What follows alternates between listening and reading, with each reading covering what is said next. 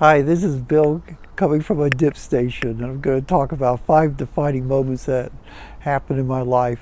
And I define, it's just one of these situations where the moment comes up and either you define it or it defines you. Because you get that look in your face. I hit it again because that shot was a defining moment. And when a defining moment comes along, you define the moment, or the moment defines you. I did not shrink from the challenge. I rose to it. 1981, Fort Washington Golf Club, Fresno, California. Ring a bell? The final round of the tour qualifying school? I was playing to win. Tried to hit that same impossible cut 3-wood into the wind from a hilly lie. I was playing to win. 5 in a row out of bounds. Till you finally pulled it off and tapped it in for a crowd-pleasing 13. When a 12 would have got you on the tour. Now that was a defining moment. And the definition was shit. Okay, the first one happened in college, and it involves my running. And I remember I was throwing my heart and soul into this. I really wanted to make the team, and I just wanted to succeed at this. I guess my self-esteem was kind of wrapped up in it. And I remember in my sophomore year, I was on the track team. I was training hard. In fact, I was really putting too much passion and emphasis on it. And I guess it was a 2-mile race. I felt that to be relevant in running, I had to run this in 9 minutes and 20 seconds. In other words, two 4-minute, 40-second miles put together back to back. And I don't know why the 2-mile race in particular was so magical or anything, but it was the race I ran in college. In high school. And I guess I just had a lot of experience with what was a good time and what wasn't. And I really felt that to be relevant, I had to do this 9:20 or faster. And I even talked to the coach about it. And at Oxnell College where I went to, they even had this pace light system on the track, which is pretty cool. You have these lights that would flash as you go around the track to indicate that you're on pace or not. And so I remember starting off with this race. There was another run on another team that was aiming for the same goal. And so for the first mile, I was able to hold it. And then I remember after going into the second mile, I just started fading and the lights went away, ran away from me. And I think I ended up with about a 9:36 2-mile. And while at the time it was a bitter disappointment, I guess it didn't initially hit me as hard as it did, but it made me realize that that this amount of effort and emotional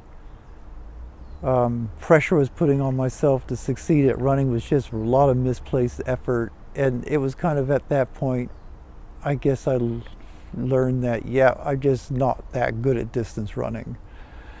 And the passion went away, and it was time to now move on and really focus on my studies. I was trying to study to be a medical doctor, get into medical school at the time. And so, running kind of became more of a recreational activity after that point. It just really hit me that hard when I was unable to achieve this goal. I did run maybe a race or two, but it was just very lackluster. The heart and soul just wasn't in my training anymore after that. You have to realize that people on my team could run around 9 minutes for 2 miles, so they were just so much faster than I am, and they basically are 20 seconds a mile faster than I could go, and that's huge. So the second defining moment also occurred in college. This was applying for medical school. My grades were okay. I was probably like a 3.5 grade point average, half A's and half B's sort of thing. And and then of course you have to take something called an MCAT. I think it stands for Medical College Assessment Test. I might not have that right, but it's basically like the SAT is for getting into college, or graduate record examination for graduate school. So, and I took this test, and actually as as tests go, I actually didn't do horribly badly on it. I mean, I probably did better on the MCAT than I did on the SAT, and certainly better than I did on the subsequent GRE. The GRE test, graduate record exam, I think I was like in the bottom 15%. I'm just not very intelligent, I guess, when it comes to these tests. So anyway, be it as it may, I didn't get into graduate school, and I guess that defining moment kind of told me that maybe this isn't what's right for me. I don't have the intelligence, certainly don't have the think fast on your feet kind of intelligence that it seems like a lot of life requires. So I ended up going to graduate school. That's what my major advisor had suggested for me. So I went to the University of Illinois. So it was a place where I really did not feel like I belonged, to be honest with you. But I stuck it through. I mean, believe me, graduate school, getting your PhD, it really is like doing prison time. I think anyone can do it if you can put up with the prison-like environment. It's just a total grind. Anyway, while in graduate school, I actually got married, and this sort of was defining moment number 3.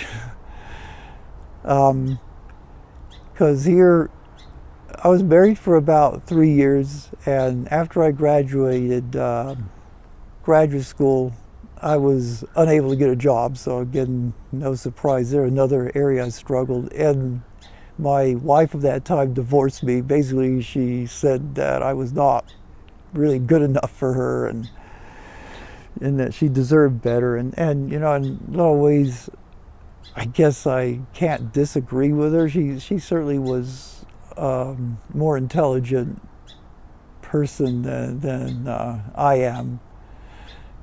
It took me quite a long time to recover from that, to be honest with you, but I got very fortunate. Eventually I got my job at JPL, and things were going along pretty well for me. In 1999, this was probably like, what was that, 16 years after my divorce. I think it was 16 years. I actually got remarried to my wonderful wife. We were both Christians. We both met at Lake Avenue Church.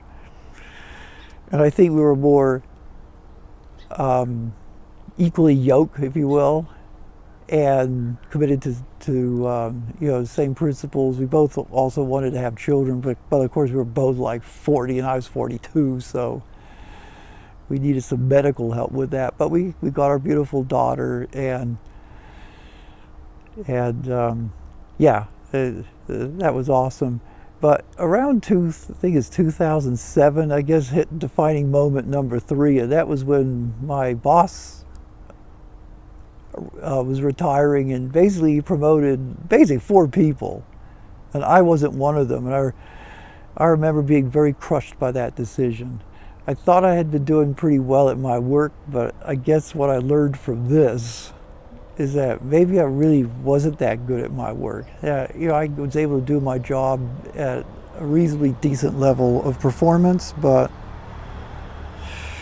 I don't know, this crushed me. I almost felt like I got fired or something, even though clearly I didn't. And I understand what was going on here. It's a self-esteem, liking yourself kind of thing, or feeling like you're good, like you're good and worthwhile. And I guess in the moment, I just did not feel that way. Now, at the end of the day, the people that my boss had promoted, again, they were more talented and have better pedigrees than I have. I really couldn't disagree with that. And actually, in some ways, I think, just like not getting a medical school, I'm really happy I didn't go that route, to be honest with you. And actually, I'm kind of happy that this didn't happen either, in retrospect. But I guess it's, at the time it's crushing, because I feel like, wow, maybe I wasn't doing that good a job here. And that was the emotion. Of course, at that point, you wonder, do I stay with this group? Do I try to go to another group? And a lot of things went through my head. So, yeah, I guess I decided to stick with the group. I mean, of course, I was married. We had a young child, and I guess at that point, I don't want to call this quiet quitting, but I thought I'm going to do the job to the best of my ability, but I am not going to have career ambition anymore. I'm not going to even try to push myself up the career ranks. I figured that just probably wasn't going to happen now, and I would like try to do the best I can to take care of my wife and my child, and enjoy being a father.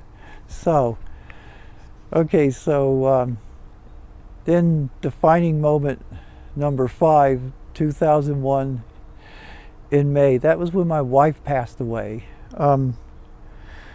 This one is hard for me to process even to this day. It's 3 years ago.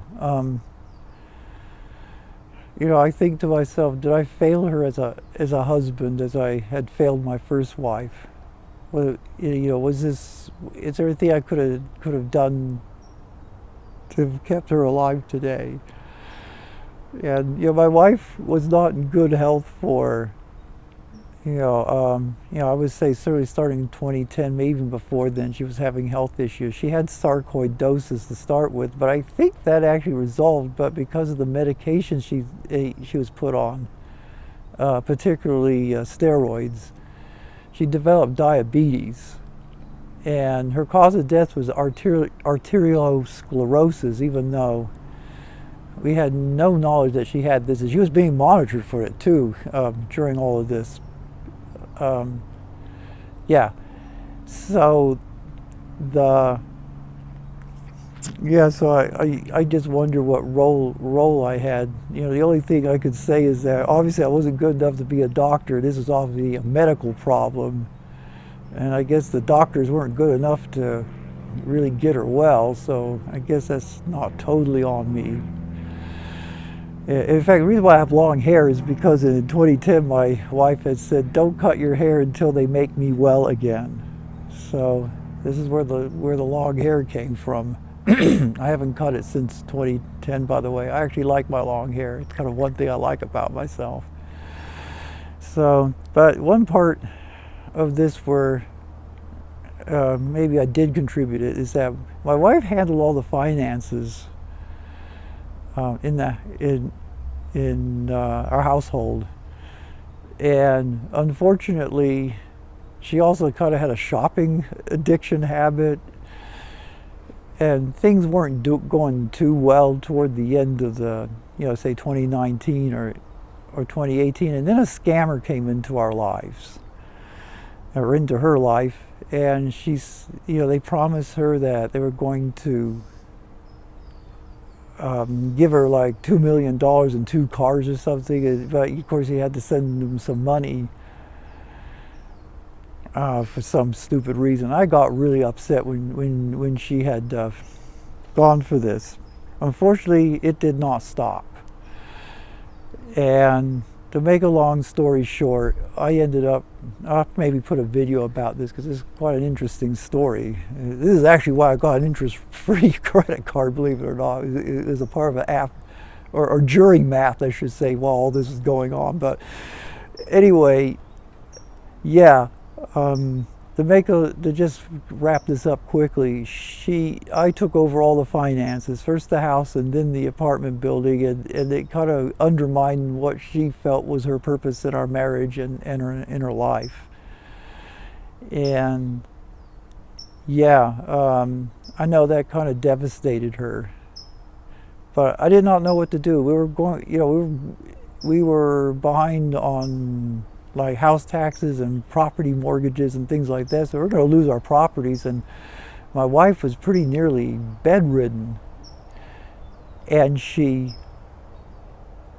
believe me, being forced to move out of our house was not something that that I could really let happen. I mean, she wasn't set up for that. So yeah, so I took it all over, took that all away from her. I know that had upset her, and yet her death came very unexpectedly, because it seemed, yeah, I'll talk about this. She even seemed to be getting better, and then suddenly she died. And this is how I want to end this video. I hope you all have a good day, and thank you for listening this far. But certainly these have been defining moments in my life. I'm still trying to process number 5 here, what it really says about me. I also always ask, I pray for my wife, and I ask that she forgives me for any wrongdoing I had done to her. Because I really did, given with my disabilities and my abilities to do what I can do, really tried to be a good husband to her and to my daughter. And, they say, may God bless her, and God bless all of you too. Bye-bye.